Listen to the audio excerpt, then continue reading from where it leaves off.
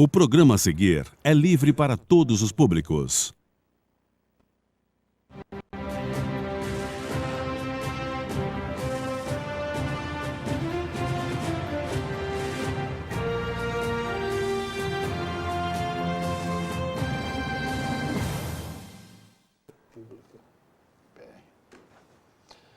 Boa tarde, senhoras e senhores. Estamos ao vivo aqui pela TV Osasco, começando o programa da Defenda PM, Associação dos Oficiais Militares do Estado de São Paulo em Defesa da Polícia Militar.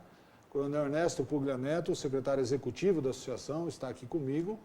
E hoje estamos recebendo aqui mais uma vez a Coronel Eliane Nicolucci, pré-candidata a deputada estadual pelo Partido da República, o PR. Sejam bem-vindos.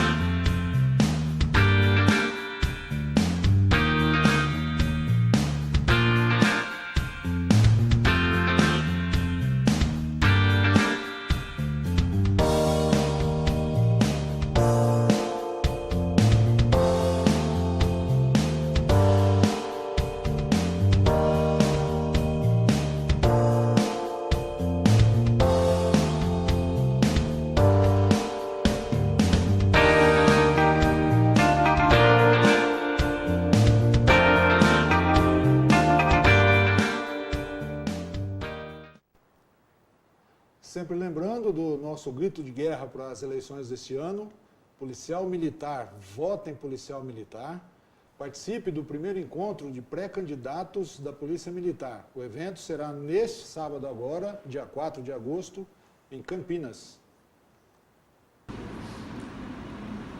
Olá, meus amigos, tudo bem? Tenente Santinho, sou vereador aqui em Campinas.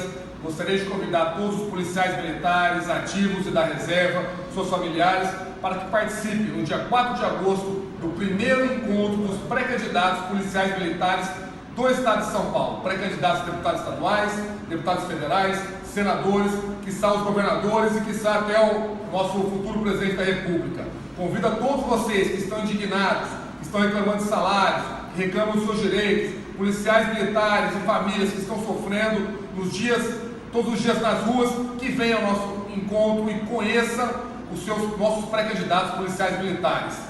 Gostaria de falar a todos que isso aqui é um evento histórico e que será o primeiro evento onde conseguiremos direcionar um pouco nossos votos para aumentar nossos representantes nas assembleias, no Congresso Nacional. Tamo junto, pessoal! Polícia Militar! Estamos recebendo hoje, para a entrevista da semana, a Coronel Eliane Nicolucci, pré-candidata a deputada estadual pelo PR.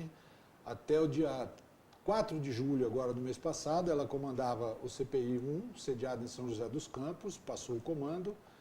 Está aqui para a gente conversar um pouco sobre Polícia Militar, eleições. Comigo o Coronel Ernesto. Coronel Nicolucci, muito obrigado por a senhora estar aqui, ter aceitado o nosso convite. Boa tarde. Boa tarde, bom dia a todos e a todas. É um prazer voltar aqui no programa, né? Eu me sinto já em casa aqui de poder conversar, compartilhar, ainda mais num momento tão importante da nossa vida em que a decisão foi bastante difícil, né? Mas a gente compra a briga e segue em frente. Boa tarde, Coronel Ernesto. Boa tarde a todos que nos acompanham. Boa tarde à minha amiga Nicolucci. É uma satisfação recebê-la aqui novamente. A gente espera que esse passo que está sendo dado agora ele seja muito importante principalmente para a instituição, porque conhecendo a sua característica, conhecendo a sua história, eu tenho certeza que nós vamos ter uma oportunidade muito grande de crescer como instituição, tendo a sua representação em breve, na função que for, tá? Na função que for. E eu, se o Silvio me permitir, eu conheço bem a sua história, mas eu acho que seria, começando bem o nosso programa, seria interessante você contar um pouquinho da sua trajetória. Quem sou eu? Porque você é uma das primeiras oficiais, entrou na primeira turma de oficiais na Academia do Barro Branco, isso já é um marco.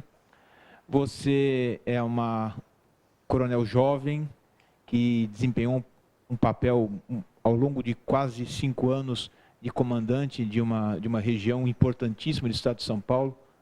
Eu acho que falar isso para o nosso público, aqueles que estão nos assistindo, você que nos assiste mais uma vez aí e nos prestigia pelas redes sociais, pelo YouTube, pelo Facebook, acho que conhecer um pouquinho mais da Nicolucci seria muito importante. Bom, primeiramente, obrigada pela oportunidade, né? Eu acho que é importante começar falando que eu sou filha de policial militar, já falecido, né? Faleceu na mão de criminosos. Sou nora de um policial militar veterano, que eu tenho muito orgulho, um grande homem. E sou esposa de um policial militar também, voador, né, que eu falo, vive voando, né? E é claro que desde pequena eu me espelhei muito no meu pai. Meu pai foi, assim, uma imagem, um exemplo de pessoa. E, assim, quando pequena, eu decidi se me tornar policial por conta do exemplo dele, do que ele era, do que ele passava. E meu pai, ele falava algumas coisas. Ele falava que, como policial, e minha mãe professora, né, de escola pública, ele não deixaria riquezas, mas ele deixaria para a gente uma boa educação, com valores que nos dariam asas para voar e pernas para correr. E nos deixaria um nome do qual nós iríamos nos orgulhar. E esse legado, ele cumpriu, deixou, e é o legado que eu pretendo deixar para minhas filhas, né? Eu tenho a Carolina, a Catarina, e eu sinto o orgulho que elas têm de mim, né? Assim como mãe, né? E eu quero deixar esse legado também. Eu cresci no interior, cresci em Campos do Jordão. De lá, eu acabei indo para o colégio da Polícia Militar, fui aluna lá do colégio, e lá que, assim, também despertou muito essa vontade de querer entrar na academia. Só que naquela época não tinha academia para as mulheres. E aí eu acabei indo fazer um ano de engenharia na FEI e, de repente, abriu o concurso, o primeiro concurso para as 15 primeiras. E eu prestei escondida do meu pai. Ele soube da minha aprovação pelo Diário Oficial e tomou um susto. E no momento que eu cheguei toda contente em casa para falar, pai, olha lá, passei, tomei uma bronca, né? Ele estava preocupado, né? Primeira turma de mulheres, né? E aí ele falou assim, você pensa que vai ser fácil? Você pensa que eu vou te ajudar?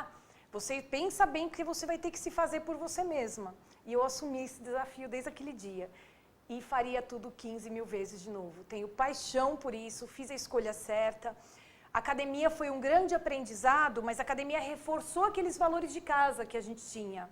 E, assim, foi uma realização de um sonho.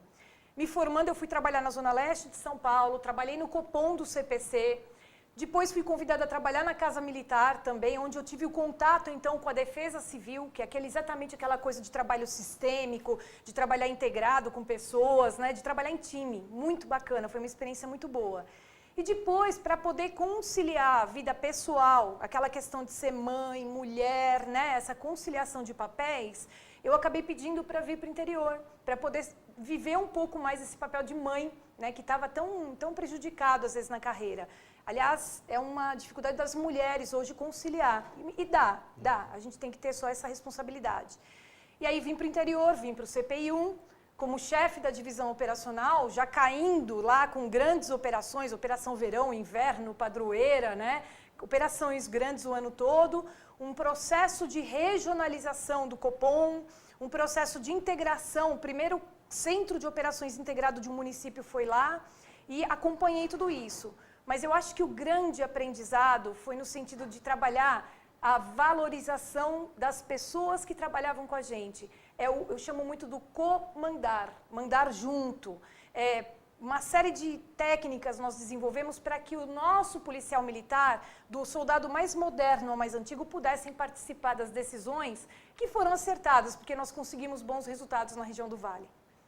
Eu ia falar isso, a região do Vale é muito complexa. Você tem o litoral, você tem grandes cidades, São José dos Campos, Taubaté, e você tem as montanhas ainda para tomar conta, da Campos do Jordão e as cidades que orbitam em volta também ali, que tem um turismo muito grande. Qual é o maior desafio ali? O que você pode colocar assim? Ernesto, é assim, é uma região entre duas grandes metrópoles, as duas maiores metrópoles do país, está exatamente no eixo Rio-São Paulo, cortada pela rodovia Presidente Dutra, que transporta 50% do PIB nacional. É uma região que tem 2,5 milhões de habitantes e que recebe todos os anos mais de 40 milhões de turistas. Então veja como é uma região complexa. E da mesma forma que atrai tecnologia, riqueza, turismo, atrai também o criminoso. E a gente enfrentou recentemente, inclusive, os efeitos de uma intervenção no Rio de Janeiro, que é a área de divisa. Então, houve a necessidade de consolidar e fortalecer um trabalho em rede, um trabalho sistêmico que foi sendo construído ao longo desses 4 anos e que recentemente foi tremendamente testado, que é exatamente um trabalho integrado entre as polícias, né, Polícia Militar, Civil, Técnica Científica, Rodoviária Federal, Rodoviária Estadual, Ambiental, o pessoal do grupamento aéreo e mais as prefeituras, né, as secretarias municipais de defesa do cidadão ou segurança. E a gente constituiu um grande trabalho em rede, um trabalho integrado. E isso trouxe bons resultados. Então, a complexidade nos forçou a inovar. Essa complexidade que a senhora está falando, apesar dela, foi possível a PM, o CPI, sob o seu comando, desenvolver vários projetos junto à comunidade da região. Então, eu queria que a senhora resumisse um pouco esses projetos, o que são, como foram. Bom, eu acho que, para mim, o mais importante deles, o que eu tenho mais carinho, é o tal do tripé, que eu chamo. Foi o fortalecimento de um sistema de atendimento à saúde, um sistema à família policial militar, que a gente consolidou, até por meio de uma nota, né, de instrução, onde a gente criou um tripé constituído em 2004 pela capelania voluntária, a Unidade Integrada de Saúde e o nosso NAPS, o nosso Núcleo de Atendimento de Psicologia e Assistência Social. Por que isso começou? Porque tão logo eu assumi o comando do CPI, infelizmente, praticamente na primeira semana do meu comando, nós tivemos um acompanhamento e a morte do soldado Guedes, o soldado Silvestre ficou paraplégico nesse acidente e o sargento Alcântara praticamente quase morreu. Aquele acidente, ele mexeu muito comigo. Como comandante, eu me senti culpada de não ter evitado, de não ter conseguido evitar que aquela situação acontecesse. E a partir daí, a gente percebeu a necessidade de haver um suporte melhor aos policiais diante da gravidade da nossa atuação. Porque a gente sai de manhã e não sabe o que vai encontrar pelo caminho, não sabe com o que vai se deparar. Então, aquele homem, aquela mulher, tendo um amparo, uma retaguarda, seja dentro de uma questão jurídica, seja na questão de saúde, saber que vai ter um amparo até psicológico, saber que a sua família vai ter uma atenção caso alguma coisa aconteça com ele, aumenta o comprometimento, aumenta a segurança para que ele possa prestar bom serviço. Então, essa é uma coisa da qual eu me orgulho, da capelania voluntária e desse tripé gerado. E a outra coisa foi o trabalho em rede com a comunidade. Isso eu também me orgulho, né? A gente estabeleceu como eixo o fortalecimento da polícia comunitária. Então, houve o eixo do combate ao crime. Foi no meu comando que foi criado o 3º BAEP, nós constituímos, estruturamos o 3º BAEP, que apresenta excelentes resultados. Aliás, guerreiros, meu muito obrigada sempre, porque, né, eles, junto com o pessoal do policiamento, formam uma rede de proteção social incrível, né? Mas essa questão de fortalecer o policiamento comunitário por meio das audiências públicas que eram realizadas, que era dar cara a tapa, falar, prestar contas para a comunidade. Foi uma ideia que nós copiamos, inclusive, de um colega, o Coronel Figueiredo, né, e que foi muito bem implantado. A questão do fortalecimento dos CONSEGs como meta para os comandantes de batalhão e a disseminação da vizinhança solidária. E isso trouxe um retorno para a gente que, impactou muito na redução de resultados e na confiança, na melhoria da percepção de confiança das pessoas em relação à sua polícia. E um terceiro eixo, que é o fortalecimento da integração entre as forças de segurança. E quando eu falo forças de segurança, eu incluo inclusive as guardas municipais. Então, o nosso relacionamento com as guardas na nossa região é incrível, são parceiros, atuamos juntos e isso traz bons resultados, porque para a população o que importa é o bom atendimento, né? Então, o que eu acho que nós temos que buscar hoje é menos corporativismo e melhor atendimento com foco à população. O corporativismo ele tem que existir no sentido de que o policial, o servidor, aquela pessoa, ele possa estar amparado, que ele tenha condições, tenha equipamento, tenha segurança para prestar um bom serviço à população. Então, o foco sempre é o interesse público, o bom atendimento e o bom serviço prestado. Nessa rede toda, como é o relacionamento que você teve com os prefeitos? Porque o prefeito, ele é uma figura importantíssima, ele gere a vida local. Como é que você enxerga esse relacionamento como comandante de uma grande área com diversos prefeitos, eu nem sei quantas prefeituras você se relacionava ali, mas eram bastante diferentes uma das outras, né? Como é que você enxerga esse relacionamento? Eu falo que o Vale é que nem uma colcha de retalhos. Nós temos os municípios com as características mais diferentes. E esse relacionamento com os prefeitos e com o comando da polícia, ele tem que ser indissolúvel, ele tem que ser algo umbilical. Nós tínhamos lá 39 cidades e nos relacionávamos muito próximos aos 39 prefeitos. E lá na região isso facilita, porque nós temos uma entidade que chama CODIVAP, que é um conselho de prefeitos, do qual o comandante do policiamento regional é membro nato, faz parte desse conselho. Então a gente conversa com eles no mínimo uma vez por mês. E tem também o Conselho de Desenvolvimento da Região Metropolitana do Vale, onde o comandante do CPI tem cadeira também. Então, a gente debate assuntos de interesse regional e interage com os prefeitos. E esse bom relacionamento impactou, inclusive, no aumento de estratégias como atividade delegada. Taubaté, inclusive, no modelo inédito, que tem sido copiado, onde a prefeitura fornece, inclusive, as viaturas, né? E num modelo mais inédito ainda, cedeu as viaturas por meio de convênio para uso no policiamento preventivo. Então, é uma evolução muito grande de parceria Estado-município e que praticamente fez despencar os indicadores criminais de Taubaté e gerar uma excelente percepção de segurança da população. E na questão também da prevenção primária, né? na questão social, na atenção a bairros mais vulneráveis. Então, é indissolúvel, essa parceria tem que ser permanente. Como foi deixar o comando do CPI depois de tanto tempo? Aí você pegou no estômago. É assim, eu pedi para passar o comando no dia 4, né? Então, houve esse pedido. No dia 6, depois de participar de outros eventos, eu pendurei a minha farda no cabide, o meu B4, né? O antigo PM, né? O nosso uniforme. E aquilo é como se tivessem arrancado a minha pele. Eu senti assim que arrancaram a minha pele. Doeu demais, né? Eu chorei bastante no dia em que eu percebi que aquela farda eu não estaria usando, mas aquela farda, ela tá tão em mim, que não adianta, não arranca, né? Tá com a gente está lá. Então, é assim, é uma transição, mas, por outro lado, eu sei que foi por uma boa causa. A gente já está se colocando à disposição para uma nova missão. E uma missão que caminha, vem ao encontro exatamente de tudo aquilo que a gente sempre defendeu, tudo aquilo que a gente sempre lutou para acontecer, né? Então, eu me sinto confortável nesse aspecto, mas eu falo que foi traumático. Doeu. Essa missão, você vê perfeitamente uma continuidade? O meio político é um meio diferente. Eu já percebi assim, grandes diferenças daquilo que a gente costumava transitar.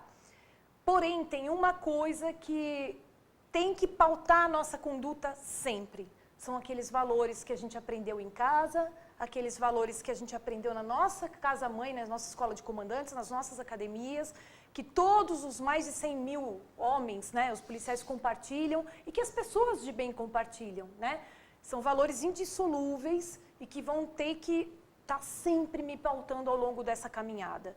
E eu tenho certeza que isso é possível, a gente tem condições sim de se manter fiel a esses valores, né?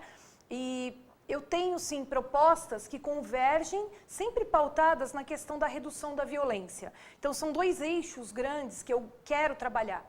Um é a valorização da polícia, das forças de segurança. E outro é trabalhar áreas de gestão na prevenção primária do crime e da violência. Na última eleição aí de prefeito,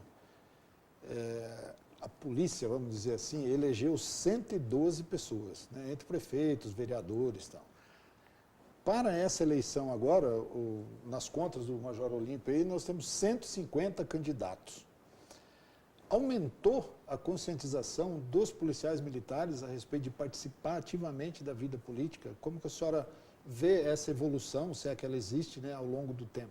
Ah, sem dúvida. Eu acredito que isso é fruto de um amadurecimento da própria instituição. Nós estamos colocados na linha de frente do governo, né, que é uma instituição que dá sustentação para o governo. E quando a gente enfrenta algumas dificuldades e percebe que a solução para esses problemas está na mão de políticos, que eles é que, na verdade, nos governam e que são as pessoas competentes para trazer a solução, para que a gente tenha condições de prestar um bom serviço, isso é claro que vai provocar um amadurecimento. E por que não nós não participarmos também? Com a experiência que temos, com os valores que temos, com o conhecimento que temos das mazelas públicas. Credibilidade. Eu acredito que nós temos plenas condições de colaborar, sim, nesse processo político. E esse amadurecimento é extremamente salutar. Além da experiência administrativa que existe, né? Todo policial militar, de uma forma ou de outra, seja o nível que for, ele gerencia determinado espaço. Então, ele tem um conhecimento que pode ser aplicado.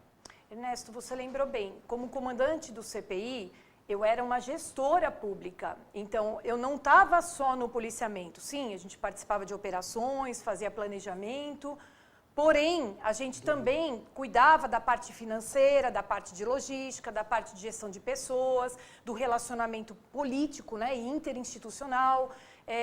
Lá na região do CPI-1, por exemplo, a gente chegava a movimentar ano quase 11 milhões, né, em investimentos, custeio e tudo mais. Então, é uma responsabilidade muito grande.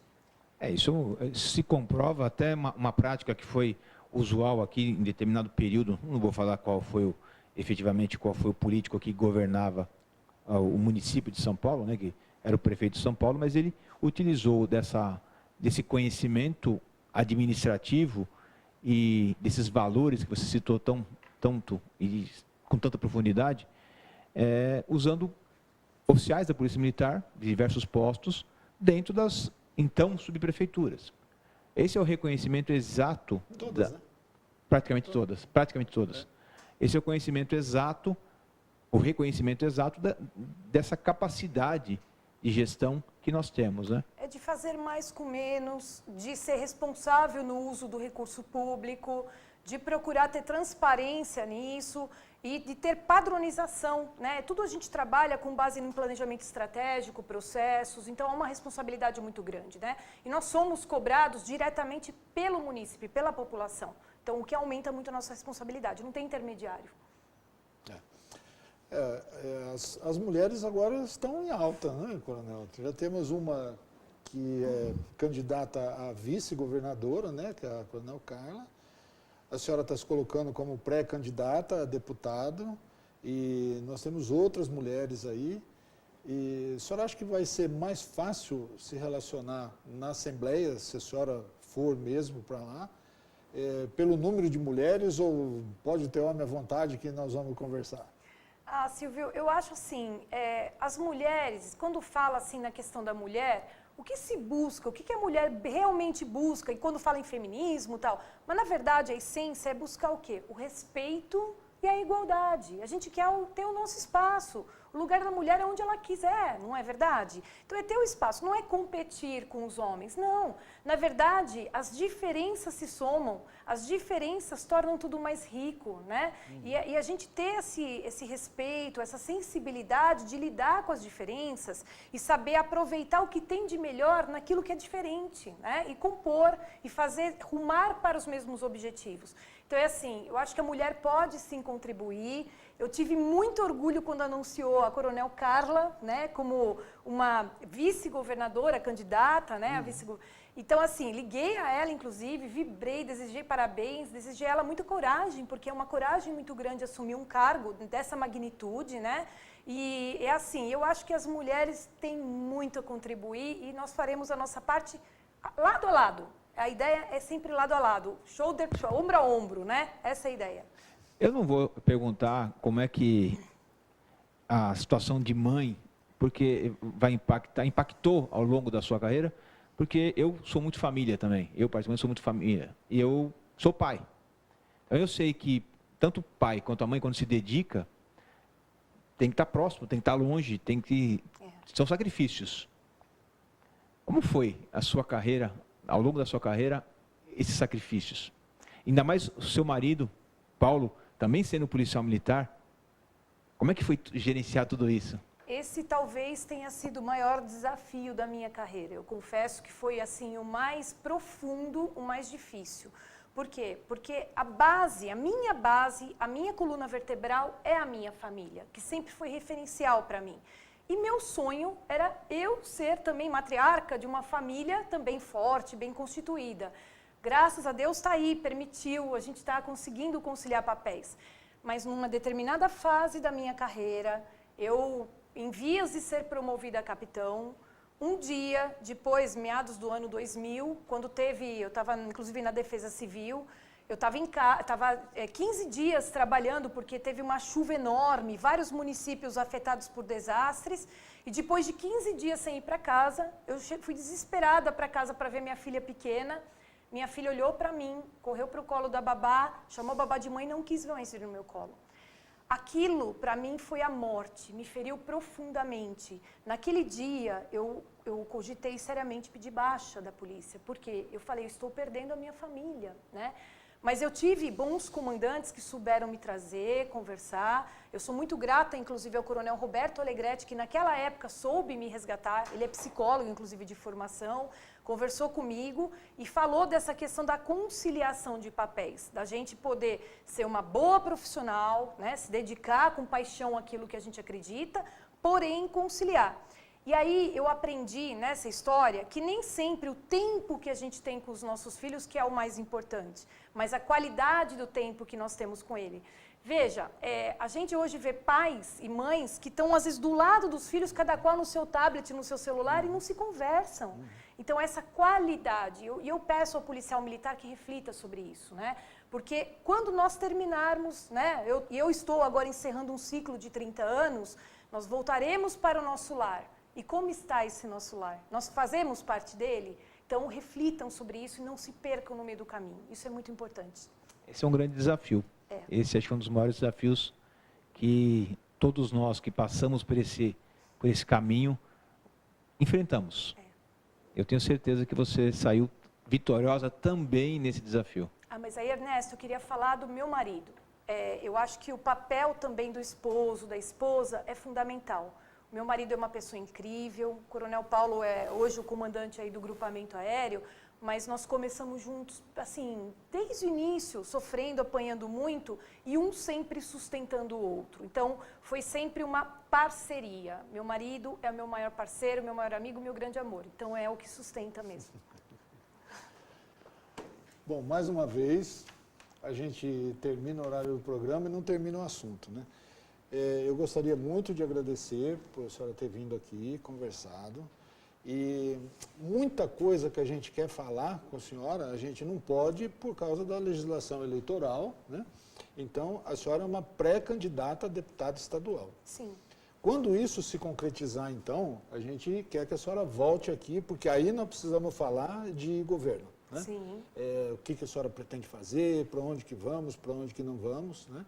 E então esperamos que a senhora volte aqui mais uma vez, interrompa a sua campanha um pouquinho e volte aqui. Será um prazer. E acrescentar que se você também é pré-candidato e quer participar do programa da Defendas, depois que homologar a sua candidatura e você puder, o espaço está aberto. Entre em contato com a gente, fale com a gente vai dar todo o apoio para você e vai dar o espaço. Sim. O espaço está aberto aqui para você. Vamos ficando por aqui. Muito obrigado pela audiência. Muito obrigado, Coronel Ernesto, Coronel Nicolucci. Tenha um ótimo final de dia, bom fim de semana e até a semana que vem.